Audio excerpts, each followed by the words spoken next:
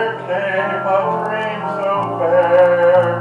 I stood in old Jerusalem beside the temple where I heard the children singing, and ever as they sang, methought the voice of angels from heaven in answer rang.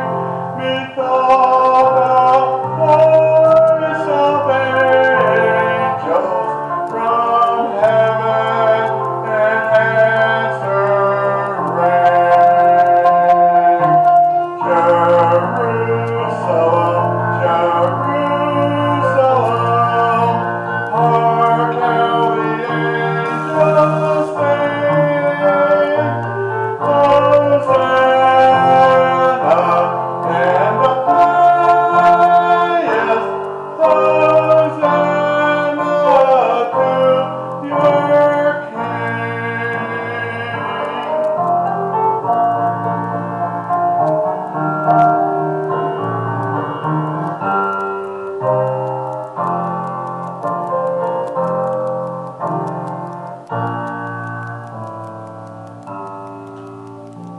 And once again the scene was changed, the streets no longer rang. Hushed was a glad hosanna, the little children sang. The sun grew dark with mystery, the morn was cold and chilled, as a shadow of a cross arose upon a lonely hill, as a shadow of a cross arose upon a lonely hill. Jerusalem, Jerusalem, sing for the night is o'er. Hosanna and the highest, Hosanna to your King.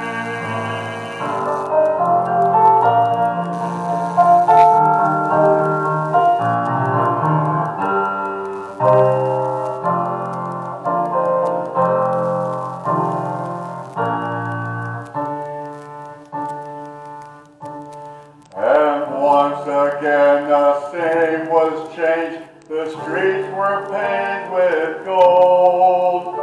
I saw the holy city beside the timeless sea.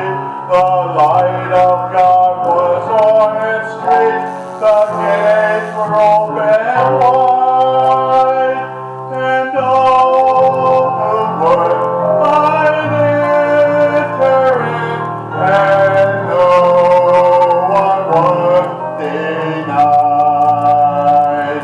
No need of moon, nor stars by night, nor sun to shine by day.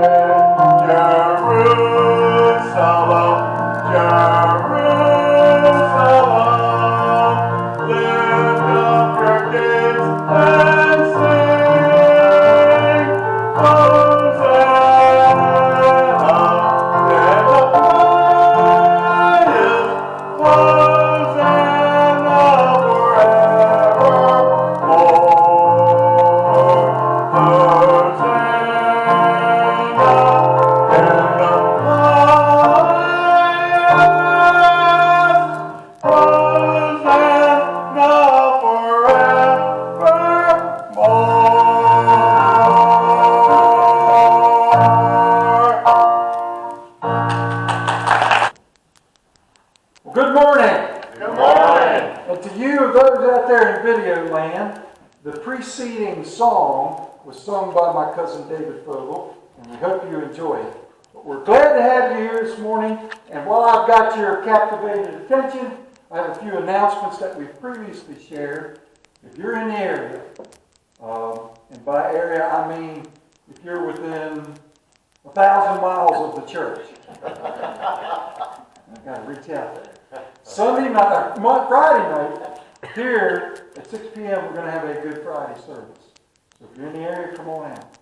And if again you're in the area, on Sunday morning we will be doing a sunrise service like we did last year, recording it at my house in the field, down in the driveway. And if you're in the area and you need to get your sunrise fixed, please come out and join us at 6:20 a.m.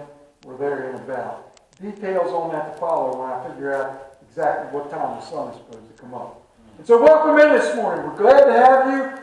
Our scripture lesson today for the sermon titled Straight Line comes from Luke chapter 19, starting in the 28th verse. While you're looking that up, it was hot that summer. It was hot on that Sunday afternoon, and this was going to be Baptism Sunday. And everybody in the little village, the little town, was going down to the water's edge to watch the only church in town do the baptizing. And the town scoundrel was watching all the commotion. He was always kind of a bad fella, getting himself in trouble all the time. He couldn't be settled down. And suddenly, he was standing on a little bit of a rock ledge, watching all the commotion, and the preacher was watching him at the corner of his eye. And about that time, the town scoundrel slipped and fell down on the side of the bank. The preacher ran over and grabbed him and saw this as an opportunity. Walked him down in the water without warning, plunged him down under the water, pulled him back up, sputtering and carrying on, and said, "Do you see Jesus?" And he said, "No." And he plunged him back down again and held him there, and he brought him back up, sputtering and carrying on. He says, "Do you see Jesus now?" He said, "No." And he shoved him back down again, and he held him, and he pulled him up, and he shook him, and he said, "Now do you see Jesus?" And the town scoundrel looked at him and said, "No. Are you sure this is where he fell in?"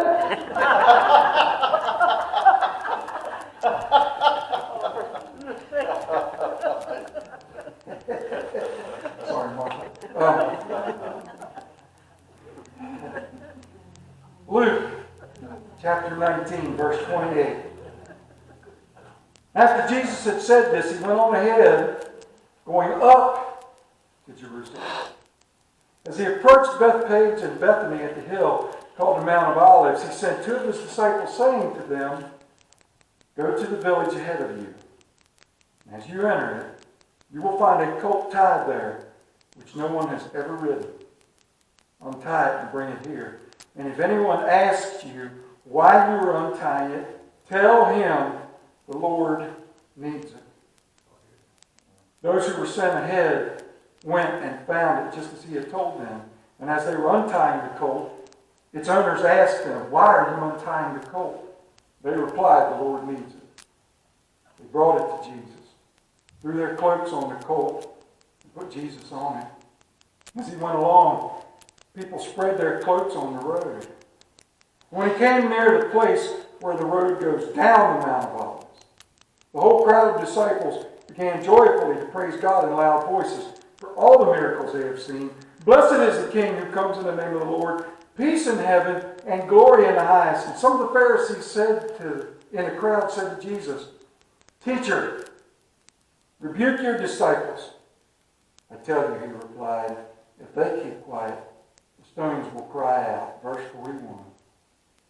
As he approached Jerusalem and saw the city, he wept over it and said, "If you, even you, had only known on this day what would bring you peace. But now it is hidden from your eyes. The days will come upon you when your enemies will build an embankment against you and encircle you and hem you in on every side. They will dash you to the ground, you and the children within your walls. They will not leave one stone on another, because you did not recognize the time of God's coming." May the Lord add his blessings to this as we seek him in prayer. Hold us up, Father. Stop the thoughts of what's coming later on today. And let us dwell right here. Let these words that are from me be yours truly. Just let me amplify a little bit. Let us hear them a little clearer. Let us dwell a little closer. Let us ponder the meaning of this day. Let us be prepared, Father. We ask that in Jesus' name. And all of his children said, Amen. In 206 BC, the Han Dynasty was founded in China. The Han Dynasty.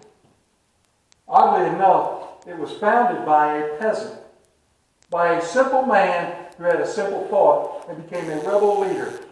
His name at that time was Ri Bang, but he was posthumously known as Emperor Gaozu of Han. This was the second imperial dynasty of China. And in 193 BC, while leading another rebellion to protect his dynasty, he was struck by a stray arrow during the fight. And he would suffer for the next 2 months before passing on. One of the people, when he was telling them how to get where they needed to go, said, "Emperor, how do we get there? I mean, sure, we know where it's at, but the hills and the forests are dense." And after consulting, his response was, "Seek out the lodestone." Seek out the lodestone. Now look, if I came to you asking for directions, my father was famous for this. When I was growing up, I'd be working on something in the shop. Car, tractor, truck, motorcycle, whatever it was, gas engine. And I'd walk in the house and couldn't figure something out. "Dad, could you come out here and show me what to do?" "Yeah." And he always did the same thing. He threw a book at me. Not what you think to try to hit me. He'd say, "It's in there. Go to the book." And the emperor said, "Go to the lodestone." And from going to the lodestone came forth what is now known as the magnet meter. Of course, we call them the compass. How do you get there? The compass were made from lodestone, a naturally magnetized ore. They were used for navigation during the Song dynasty of the 11th century. Later compasses had needles beat out of iron made into them, and they were magnetized by striking them against the lodestone. Dry compasses began to appear in the 1300s in medieval Europe and the Islamic world, and in the 20th century, the United States came forward with the liquid-filled compass. Anybody in here ever had to use a compass? Huh? Do you still know how to use it? Be honest, this is church. Notice my hand didn't go up. You can get them things in any way you want. You can even get them now where if you've got one of these smartphones, right, you can just take your old smartphone and type on that compass and look. I know exactly where I'm at. North is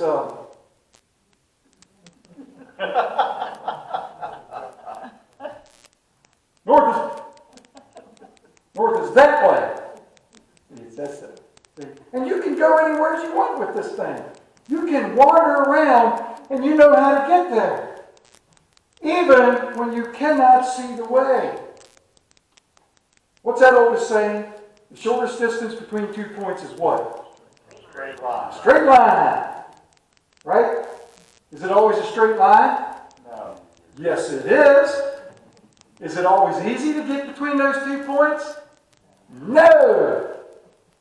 But we still try. Look, we've got ways to make sure that everything is nice and straight. We have levels. Got my favorite level right here. Got the centers, got the top. You hold it up, get that thing between 2 lines, you get a nice pretty straight line. You know what this old saying is, right? That old boy is about a half a bubble off plumb. Wally, come here a minute.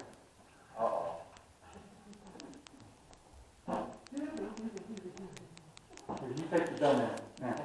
Stop. go any further. You can't go beyond the little white step. Now, we're going to measure it out here to a distance of 7 feet. Between you and me, it's 7 feet. Now, walk to your right. My right? Yeah, you're right. This is my right. Now, in order to make it better, we are now at 7 foot 4 inches. Now walk all the way to your left. My left? Keep going. Whoa. From the same point, we're now at 8.5 feet. Back to the center. The center. Come back to the That's very good. And now we're at 7 feet again. Do you understand? Thank you, Walter. Everybody give him a big round. You understand that the only way between 2 points, the straight and truest line, is straight. Straight. There's no deviation. There's no back and forth. There's no, well, let's go over here, let's go over here, let's go over here. It's a straight line. If you want to go to a straight point, you go that way. But people confuse the shortest distance between 2 points as easy. From here to the back of the vestibule is a straight line. And on Sunday morning when the service is finished, if I want to walk that straight line, you guys are so loving and so wonderful with each other, you fill the aisleway up. And I have to walk through them. They go, excuse me, how you doing? Good to go. Hey. I done walked a country mile from here to the back of the church just to get there. It's not easy, but I got there. Going on the straight line, I promise you, is never, ever, ever, ever going to be easy. Ever. Daniel Paul Rader was an evangelist. He was a super influential evangelist. In the early 20th century, he was America's first nationwide radio preacher. He was the first one. He was a renowned missionary for the Moody Church. He led the church. He had held revivals. He even bought 367 acres to build summer cottages and a tabernacle and a radio transmitting station because he thought that's where God was leading him. And after it failed to materialize, he sold it. One of the things I found out in researching him, and I love this because, let's face it, I am still a big Elvis fan. Rader wrote hymns during his career, one of which was only believed it was Elvis's personal favorite. Recorded the song in 1970 for his album Love Letters from Elvis, and it was released as a single in 1971. It went on the chart.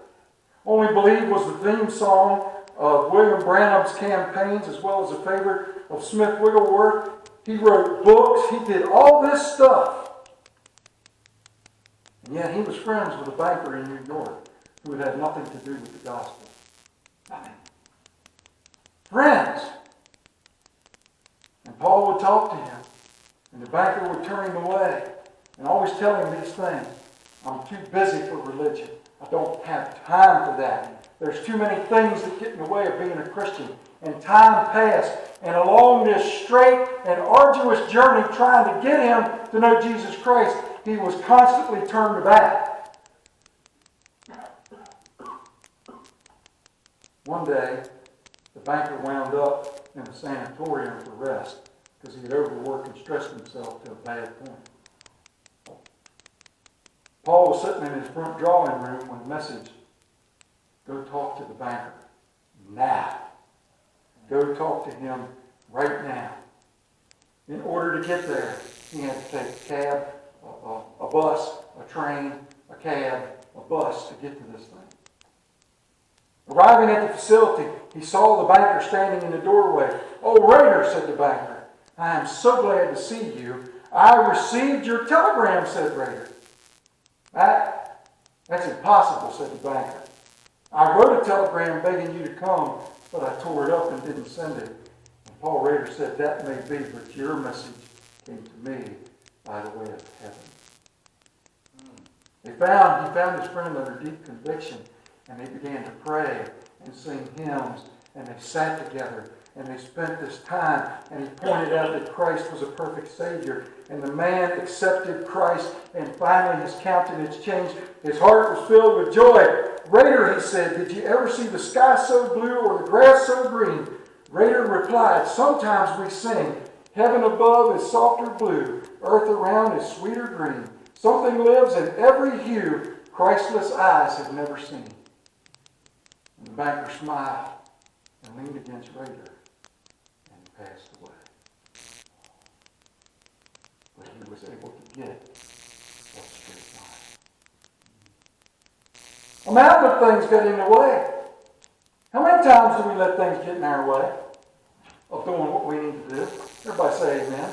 That means you all too. Tired of this. When I talk, I know you all on the other side of the camera need to say amen. We let stuff get in our way. Oh, I'm going to do this. Oh, I'm going to do that. Well, I do know how to go on Facebook. And as many of you know, I am one for putting things on Facebook that need to be on there, the proper stuff, like how to cook steak, working on tractor steamers, trains, trucks, motorcycles, like that, talking about the church. And on Facebook, all the time, somebody puts out this little saying, make sure you spend time with them now, because you won't be able to call them in heaven. Don't let the little things get in the way. Boy, if that were only listened to, that straight line would never be hard. I'm in the process of having my property surveyed. Now, when I say I'm in the process of having my property surveyed, I don't want to pay a surveyor because I think I can figure it out. After all, I got my compass. I don't know how to use that thing yet. But I want to know where my property corners are because the markers are missing. Now, my property has 4 squares. Beep, beep, beep, beep, right? And I know where one corner is, and I know where another corner is. But trying to find them other corners is a straight line that goes like this. Down through the bushes and hills. You can't stand in one place and see the other marker. But I know it's a straight line. And I know that as I am working to cut a path to that marker, it'll be all worth it. It ain't fun, and it ain't easy. And my wife, whom I love, constantly says this to me, why don't you just pay someone to come out and do it? Because I don't want it. Because I can do it. Because I'm a man. I'm just hard-headed is all I am. But that's what it is. We seem to forget that we are on a straight line. Regardless of everything that's being thrown at us. This COVID, ailments, body aches. You know, everybody wants to be a leader, it seems like. Everybody wants to tell you how to do something. Everybody wants to tell you how easy it is to go from point A to point B. And yet they forget that that's not how it works. We are not called to be those leaders.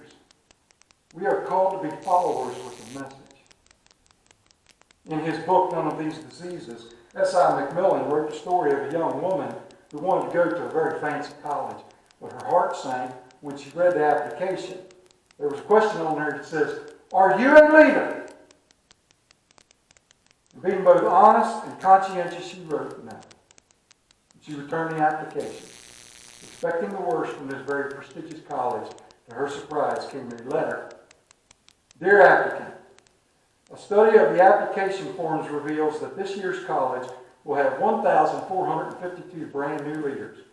We are accepting you because we feel it is imperative that they have at least one follower.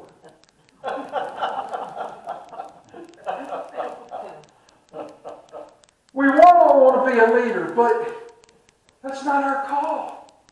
Our call is to walk the straight line and show others. We have a leader. His name was Jesus Christ. His name is Jesus Christ. And Jesus Christ traversed that straight line. Period. Martin Luther once read an account during his family devotions of how Abraham offered Isaac on the altar in Genesis 22. And his wife Katie says, I don't believe it. I just don't believe it. I don't believe that God would have treated his son like that. And Martin Luther took off his glasses and wiped his eyes and said, but Katie, he did. Our Father allowed his Son, our Savior, Jesus Christ. Think about it this way. Let's think about it how I'm thinking about it today. He took Jesus to the edge of the realm of heaven and pointed. He said, you're going to start here. And you're going to end up there at that tomb. And you're not going to deviate. And Jesus Christ looked at his Father and said, I know. I'm ready to go. And did it. I think, in my mind, that's something that gets lost on this day. Let's go back in the scripture for a moment. Verse 42. If you, even you, had only known on this day what will bring you peace, but now is hidden from your eyes. The days will come upon you when your enemies will build an embankment against you and encircle you and hem you in on every side. They will dash you to the ground, you and the children within your walls. They will not leave one stone on another because you did not recognize the time of God's coming to you. That is a warning. It's not just a lament, it's a warning. Yes, Jesus is crying as he looks out on Jerusalem, knowing what he knows. He is crying, but he is offering us up a warning today. I tell you, you may be joyful, you may be triumphant, you may think you have everything in your place, but without me, without this salvation, without any of it, you will be destroyed. And that's the part that I felt that we miss on Palm Sunday. Now, we see Palm Sunday as a triumph, a great and glorious and grand day, and it is. Don't get me wrong, it's a parade. I've participated in a few parades, and all parades come at a cost. Blisters, right, from walking. Your arms get heavy, especially if you're the tuba player. You just quit playing notes after a while and figure somebody else will pick it up. I never marched in a marching band, but I did play the tuba. And I know what it would mean. I know that it seemed like every single parade I have ever participated in was either one of two things.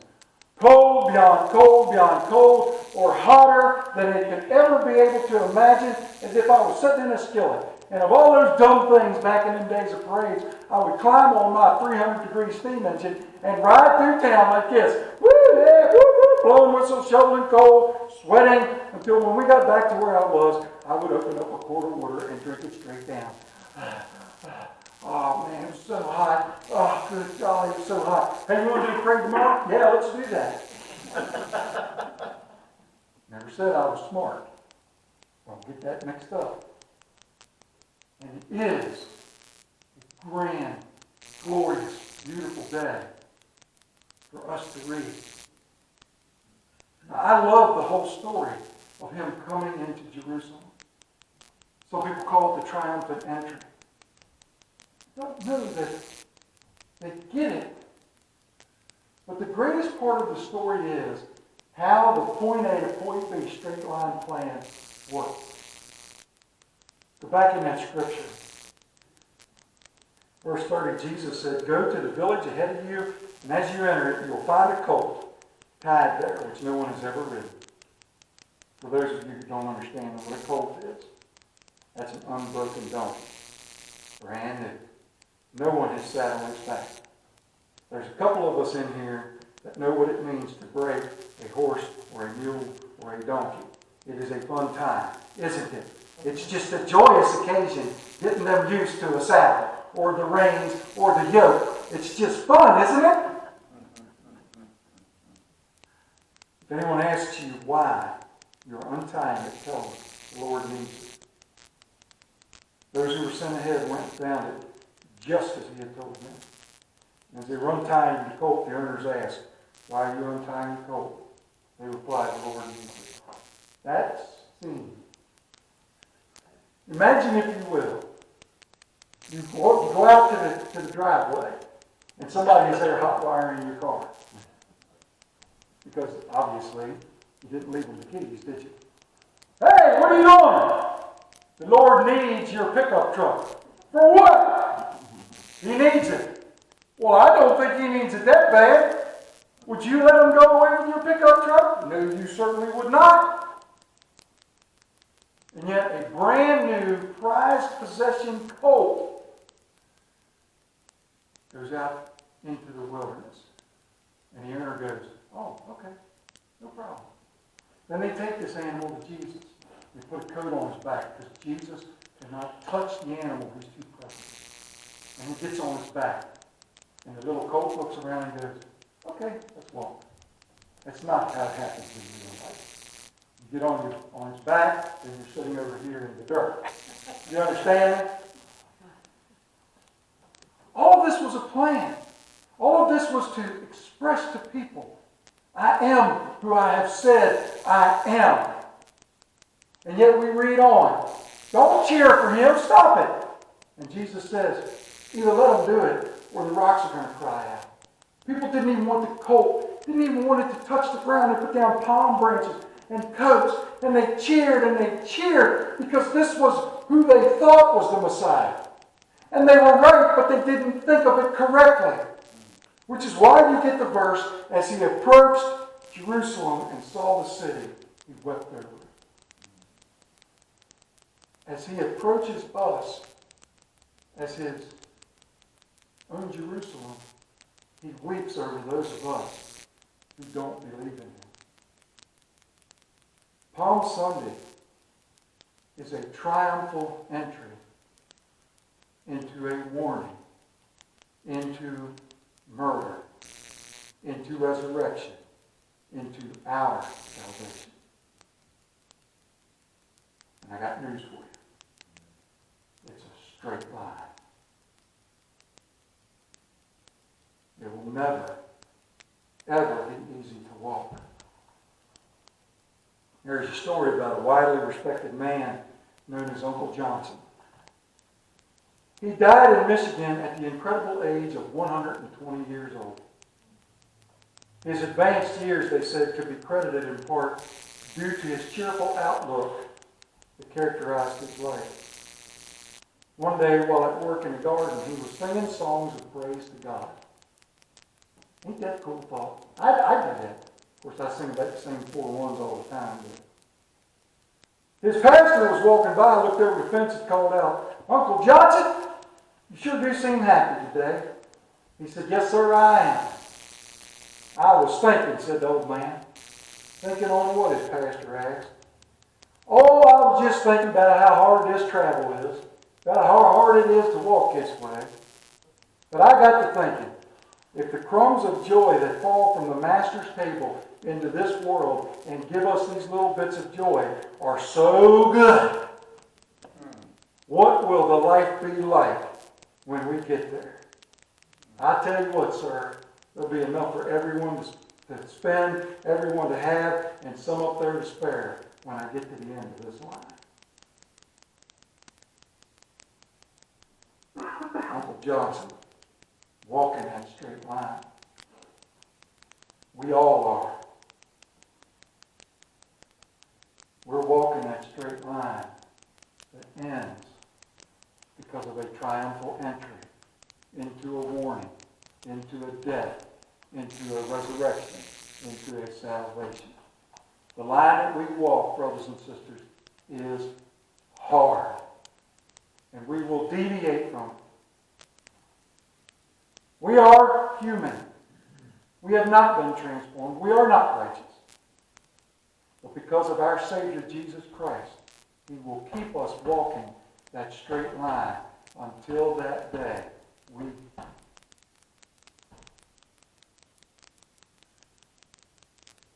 hear those words, "Well done, good and faithful servant. Welcome home." Brothers and sisters, take courage when we walk this straight line. Let us pray. Heavenly Father, we thank you. We thank you for the love, the joy, the strength, the power, the passion, the trials, the tribulations, the everything that Jesus Christ suffered on our behalf. Pray that we walk that straight line continually, seeking you for guidance, Him for strength, the Holy Spirit for lifting. Watch over and keep us, Father. And we thank you for your Son, Jesus Christ. We love Him so much. In His name we pray. Amen. If you have a particular need, the bench is open. Call me if you need me from home. Reach out to those that you know Jesus Christ, and get back on that straight line. And may He have blessings upon you this week and in the weeks to come. Thank you.